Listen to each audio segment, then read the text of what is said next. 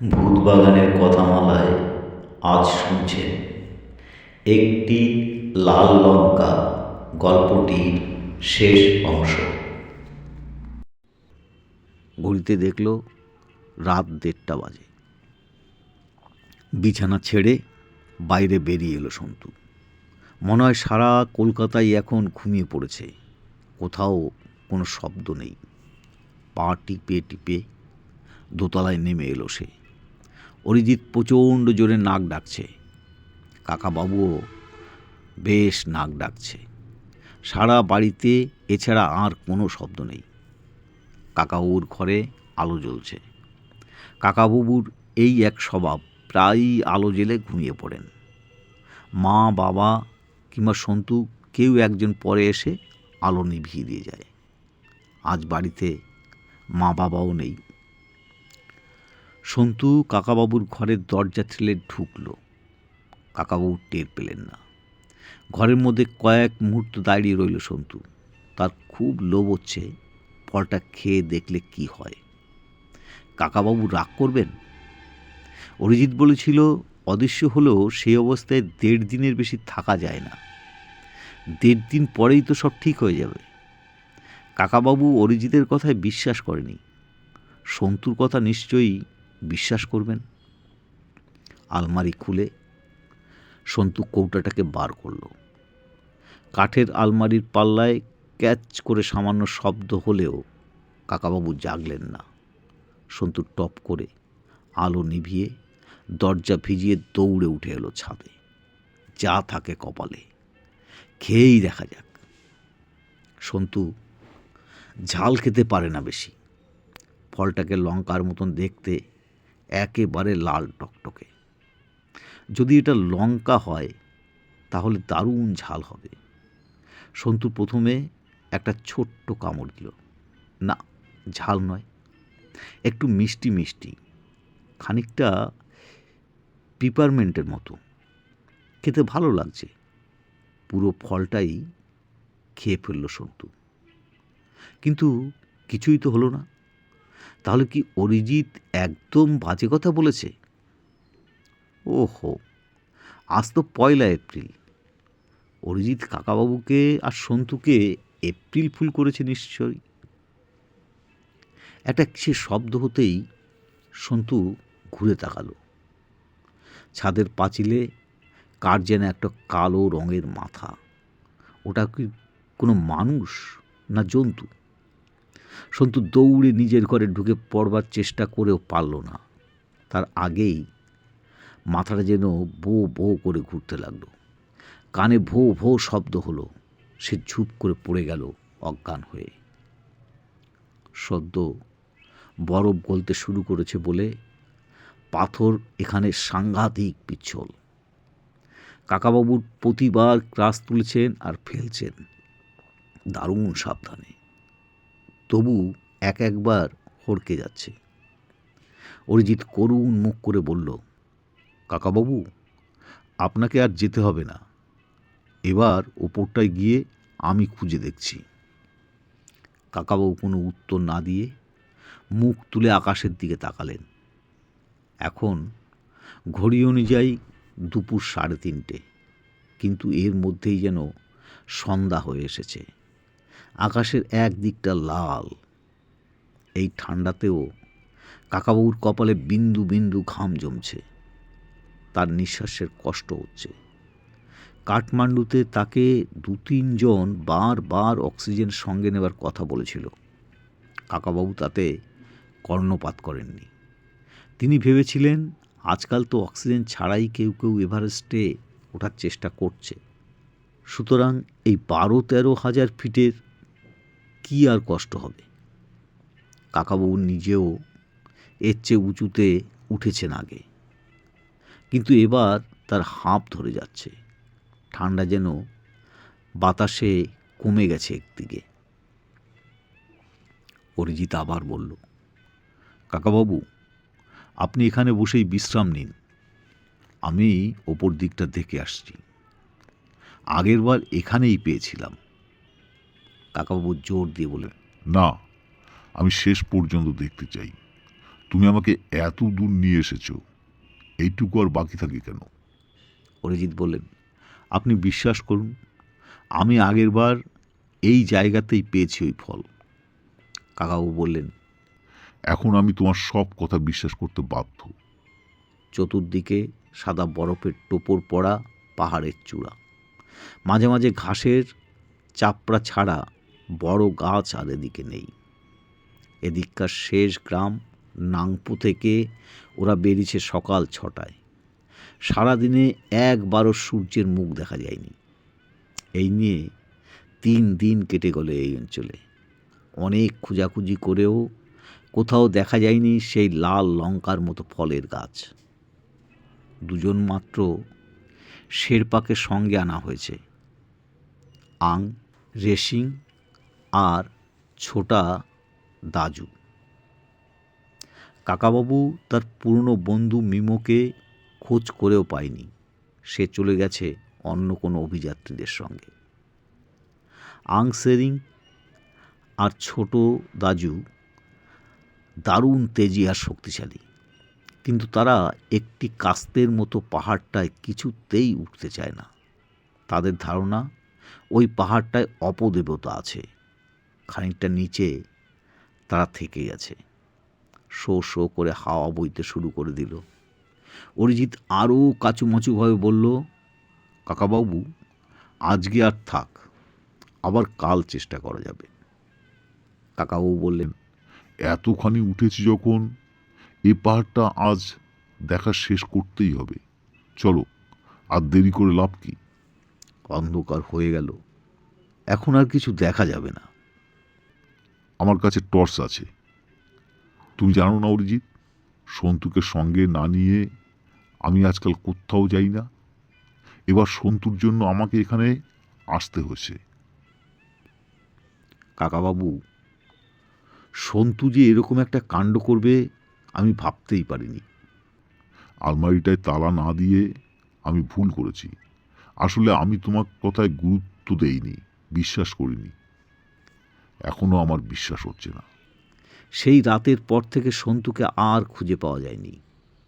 ছাদের উপর পড়েছিল কৌটাটা, তার মধ্যে লাল লঙ্কার মতো ফলটাও নেই। অরিজিৎ তো দেখেই মাথায় হাত দিয়ে বসে পড়েছিল। তার ধারণা সন্তু সেই ফলটা খেয়ে ফেলে অদৃশ্য হয়ে গেছে। কাকাবাবু সন্তুর ঘর এবং ছাদে প্রায় প্রতিটি ইঞ্চি পরীক্ষা করে দেখেছেন। সন্তুর হঠাৎ চলে যাওয়ার কোনো চিহ্ন নেই। সে পাজামা আর পাঞ্জাবি পরেছিল, তার চটিজোড়া পর্যন্ত রয়ে গেছে। বিছনার উপরে একটা বই আধখোলা।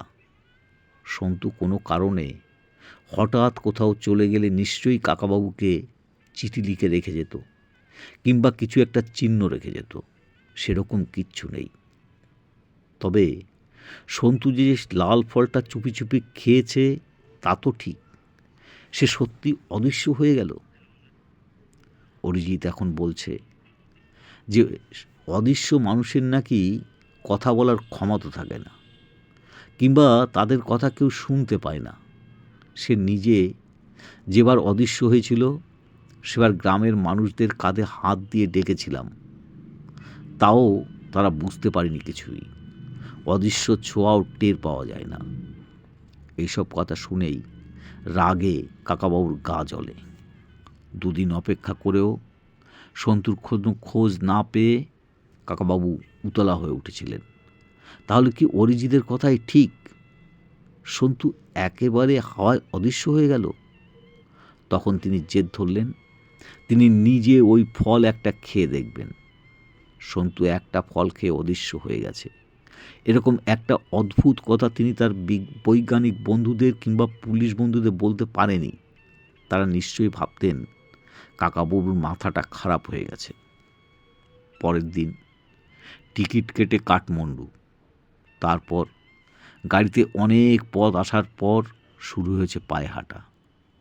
আং সেরিং আর ছোটা দাজুকে প্রথমে আসল উদ্দেশ্যটা বলা হয়নি। কাকাবাবু বলেছিলেন তিনি সিলভার লেপার্ডদের ছবি তুলতে চান। পৃথিবীতে শুধু এই অঞ্চলটাতে রূপালী নেকড়েদের কদাচিৎ দেখতে পাওয়া যায়। কাঠমান্ডুতেও তিনি এই কথা বলেই অভিযানের অনুমতি জোগাড় করে এনেছিলেন। সেই কাস্তের মতো পাহাড়টার কাছে এসে আং সেরিং বলেছিল, সাহেব, এখন তো সিলভার লেপার্ড পাবেন না। এখানে অপদেবতারা আসে। যেখানে অপদেবতারা আসে সেখানে অন্য কোনো জন্তু জানোয়ার থাকে না। সিলভার লেপার্ড খুঁজতে গেলে আরও 1000 ফিট উঁচুতে উঠতে হবে। তখন কাকাবাবু অন্য কিছু বলতে বাধ্য হলেন। তিনি সরাসরি ইয়েতির প্রসঙ্গ না তুলে বলেছিলেন, আমি একটা লাল লঙ্কার মতন ফল খুঁজছি, যা অনেক ওষুধ হিসাবে কাজে লাগে।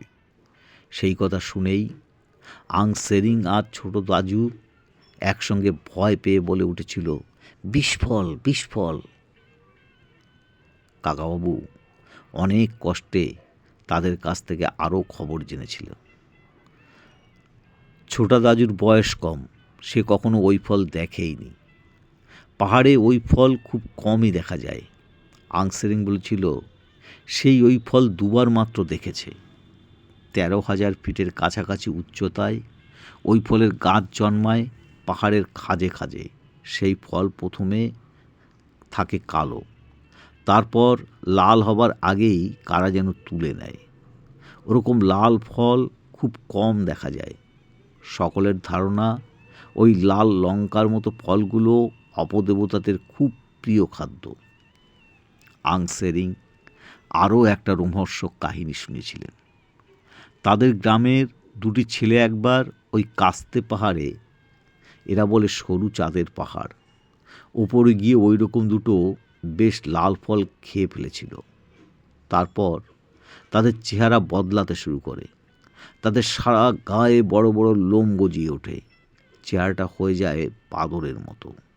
তারা লাফাতে লাফাতে গ্রাম ছেড়ে পাহাড়ের দিকে চলে যায়, আর ফিরে আসেনি।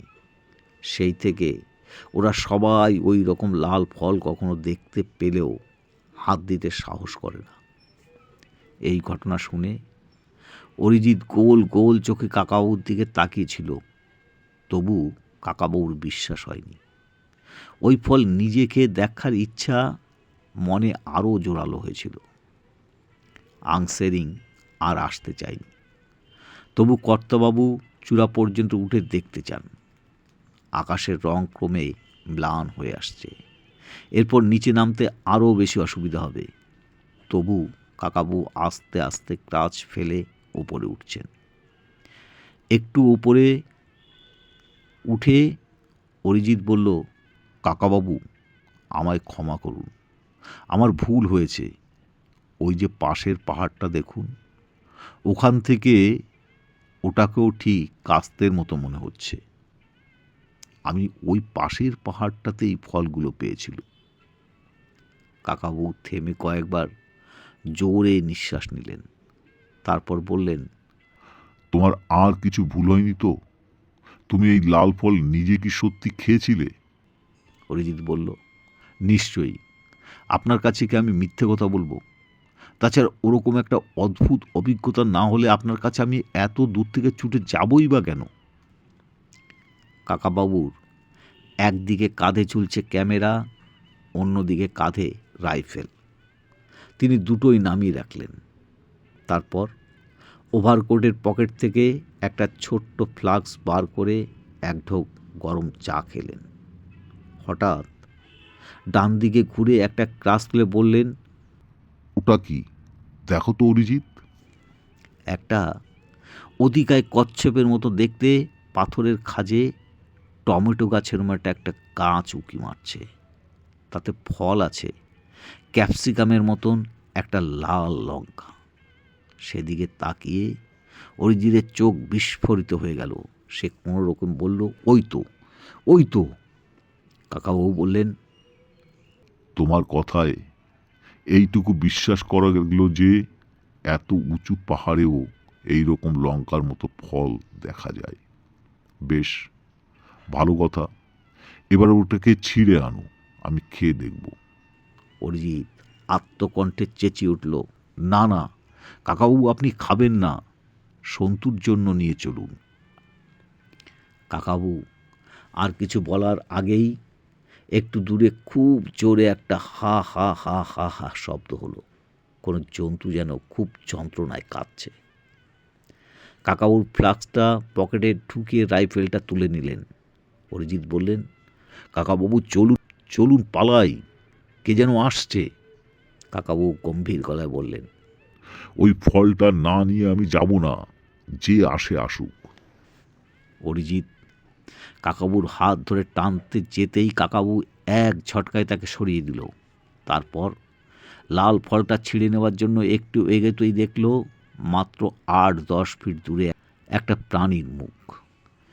সেটা ভালুক কিংবা শিম্পাঞ্জি হতে পারে, কোনো ক্রমেই মানুষ নয়। কাকাবুর প্রথমে মনে হলো ক্যামেরা দিয়ে ছবি তোলার, কিন্তু রাইফেল নামিয়ে রেখে ক্যামেরাটা খুলে দিতেই দেরি হয়ে যাবে। জন্তুটার চোখ দুটো অসম্ভব হিংস্র, সে এক পা করে এগিয়ে আসছে। কাকাবাবুর ছবি তোলার বদলে রাইফেল উঁচিয়ে জন্তুটাকে গুলি করতে গেলেন। সঙ্গে সঙ্গে অরিজিৎ কাকাবুর উপর ঝাঁপিয়ে পড়লেন। কাকাবাবু, গুলি করবেন না, ও আমাদের সন্তু, ও সন্তু। লোড করা রাইফেলের ঝাঁকুনি লেগে বেরিয়ে গেল। তার শব্দ ছড়িয়ে পড়ল এ দিগন্ত থেকে অন্য দিগন্ত পর্যন্ত।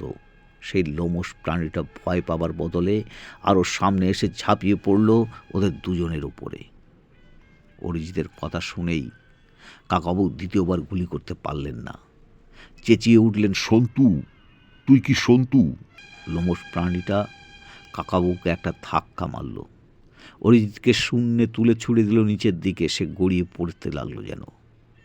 জন্তুটার ধাক্কায় কাকাবাবু গড়িয়ে গেলেন খানিকটা, কিন্তু এক জায়গায় থেমে যাবার পর বুঝলেন তার নিজের হাত পা ভাঙেনি, কিন্তু অরিজিৎ তখনও গড়াচ্ছে। তিনি চিৎকার করে বললেন, আং সেরিং, ছোটা দাজু, ওকে ধরো।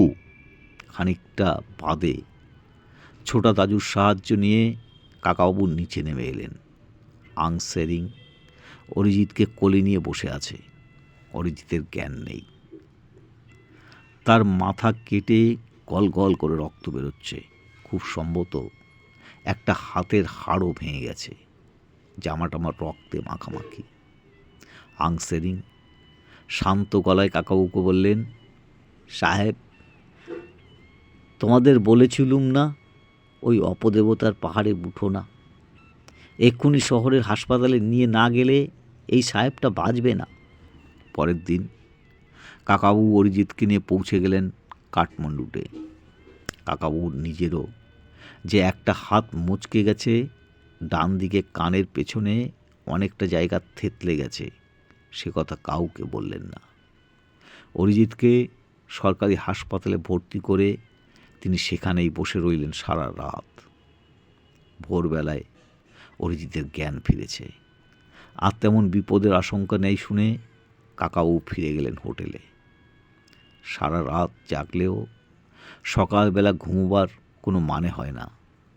কাকাবু ভালো করে স্নান করে ব্রেকফাস্টের অর্ডার দিলেন। তার চোয়াল শক্ত হয়ে আছে। তিনি কোনোদিন হাঁস শিকার করেন না। তিনি মনে মনে ঠিকই করে ফেলেছেন, এর মধ্যে তিনি কাস্তের পাহাড়ে ফিরে যাবেন। ওই লাল লঙ্কার মতো একটা ফল তার চাই। ওই খাওয়ার পরে ফলাফল তিনি নিজে না বুঝলে সন্তুকে কিছুতেই খুঁজে বার করা যাবে না। সবে মাত্র ব্রেকফাস্ট শেষ করেছেন, এমন সময় বেজে উঠল টেলিফোন। হাসপাতাল থেকে কোনো খবর এসেছে ভেবে তিনি রিসিভারটা তুলতেই অন্য দিক থেকে গলার আওয়াজ শুনে আনন্দে তার বুকটা কেঁপে উঠল। সন্তু? সন্তু বলল, উফ কাকাবাবু, এতক্ষণে আপনাকে পাওয়া গেল। আমি কাল দুপুর থেকে কাঠমান্ডুর সব হোটেলে আপনাকে খুঁজেছি। কাকাবাবু উত্তেজনা দমন করে জিজ্ঞাসা করলেন, সন্তু, তুই কোথা থেকে কথা বলছিস? সন্তু বলল, কলকাতা থেকে, আমাদের বাড়ি থেকে। আমাদের বাড়ি থেকে? তুই তাহলে অদৃশ্য হয়ে যাসনি? কী যে বলেন, আপনি না বলেছিলেন মানুষের পক্ষে অদৃশ্য হওয়া অসম্ভব? তা তো বটেই, কিন্তু তোকে আমরা খুঁজে পাইনি কেন? তুই কোথায় গিয়েছিলি? তুই লাল লঙ্কাটা খেয়েছিলি না? হ্যাঁ কাকাবাবু, আমি ভেবেছিলুম আমি নিজে পরীক্ষা করে দেখব, কিন্তু ওটা স্ট্রবেরিও নয়, লঙ্কাও নয়, ওটা একটা বিষাক্ত ফল। ওটা খেলে মাথা ঘুরে যায়, কান ভো ভো করে, তারপর মানুষ অজ্ঞান হয়ে যায়। অদৃশ্য টদৃশ্য কিচ্ছু হয় না। তাহলে তুই কোথায় ছিলি? সেটা একটা মজার ব্যাপার। আপনার সেই ত্রিপুরার রাজকুমারের কথা মনে আছে? আপনার ওপর তার খুব রাগ। সে দুটো গুন্ডা পাঠিয়েছিল আমাকে ধরে নিয়ে যাবার জন্য। গুন্ডা দুটো ড্রেন পাইপ বেয়ে উঠে এসেছিল ছাদে। তারা ভেবেছিল আমাকে জোর করে হাত পা বেঁধে নিয়ে যাবে, কিন্তু তারা ধরবার আগেই আমি জ্ঞান হারালাম।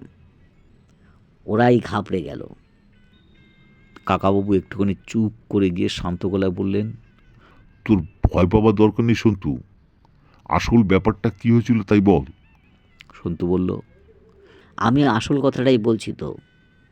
রাজকুমার আমাকে বেঁধে নেবার জন্য দুটো লোক পাঠিয়েছিল। ঠিক সেই সময়ে আমি অজ্ঞান, কোনো বাধা দিতে পারিনি। লাল লঙ্কাটা তক্ষুনি খেয়েছিলুম যে, তারপর নাকি আমি পাক্কা 2.5 দিন অজ্ঞান হয়েছিলুম। গোড়ার দিকটা আমার মনে নেই, কিন্তু শেষের দিকে আমি আধো আধো স্বপ্নে কত দেশ ঘুরে বেরিয়েছি। অন্যদের কথা একটু একটু শুনতে পেলেও উত্তর দিতে পারিনি। বুঝলেন কাকাবাবু, ওই লাল লঙ্কার রহস্যটা আমি আবিষ্কার করেছি। ওটা একটা বুনো বিষাক্ত ফল। ওটা খেলে মানুষ অনেকক্ষণ অজ্ঞান হয়ে থাকে। সেই সময় স্বপ্ন দেখে ভাবে বুঝি অদৃশ্য হয়ে অনেক জায়গায় ঘুরছে। আমি ডেফিনিট অরিজিৎ দ্বারা এইরকম ব্যাপারটা হয়েছে। কাকাবাবু অবিশ্বাসের সুরে বললেন, সেই রাজকুমার লোক পাঠিয়ে তোকে ধরে নিয়ে গিয়েছিল, সেখান থেকে তুই ছাড়া পেলি কি করে?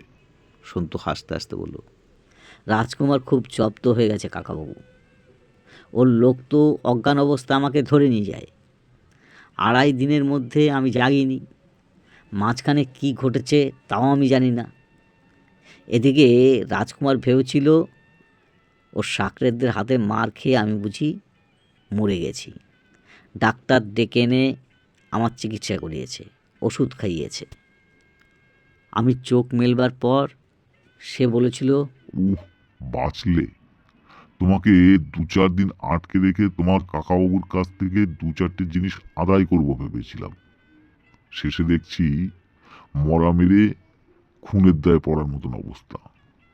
তুমি মরে গেলে আমাদের পুরো উদ্দেশ্যটা ব্যর্থ হয়ে যেত। যাও বাবা, এবারের মতন ফিরে ঘরে যাও। কি খেলাই দেখালে। 2.5 দিন অজ্ঞান, অথচ শরীরে মাথায় কোনো চোট নেই। জানেন কাকাবাবু, শেষ পর্যন্ত রাজকুমার আমাকে খাতির করে বাড়িতে পৌঁছে দিয়েছে গতকাল দুপুরে। তারপর থেকেই আপনাকে টেলিফোনে ধরবার চেষ্টা করছি। সন্তুর কথা শেষ করার পর কাকাবাবু একটা স্বস্তির নিঃশ্বাস ফেললেন। অরিজিতের উপর তার রাগটাও কমে গেল। সে বেচারা ওই বিষফল খেয়ে অজ্ঞান হয়ে যাওয়াটাই অদৃশ্য হওয়া ভেবেছে। এই জন্যই ঝোপঝাড়ে যেসব অচেনা ফল টল খেয়ে থাকে তা হুট করে খেতে নেই। নিজের ভুলের জন্য অরিজিৎ যথেষ্ট শাস্তি পেয়েছে, কিন্তু কাস্তে পাহাড়ের চূড়োর কাছে যে হানা দিল সে কি কোনো ছদ্মবেশী মানুষ, না সত্যি সত্যি ইয়েতি? কাকাবাবু ঠিক করলেন আবার ওই পাহাড় চূড়ায় একবার যেতে হবে।